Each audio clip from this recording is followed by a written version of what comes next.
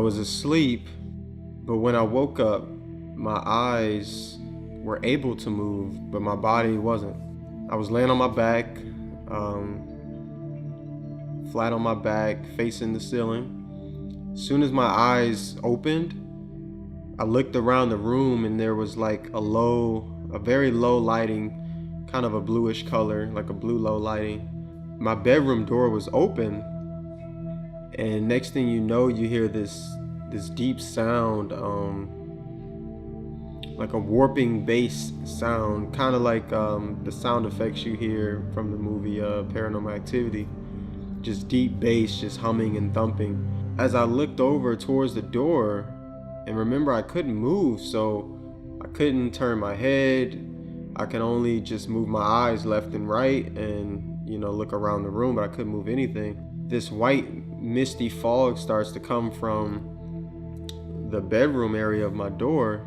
It floats in very slowly and low to the ground, in towards me, towards my bed.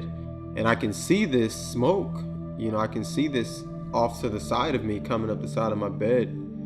And when this smoke got to the edge, and I can feel it like floating from the ground up over the bed and like onto my chest area, and just, weighing down on me, like my whole body is just getting pinned down tighter and tighter and tighter and heavier to the bed, like something bumped my leg and I was able to wake up. I instantly snapped out of it. My body was able to move, and I was freaking terrified. So it all started when, my grandma passed away.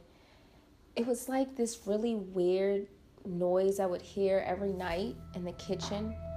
Before she passed away, she used to like cook breakfast and lunch and dinner and whatnot. But I would be in bed at sleep maybe around 9-10 o'clock at night, and I would always hear this like clacking and banging in the kitchen. So this particular night, I got up and I went into the kitchen, and all the cabinet doors were open.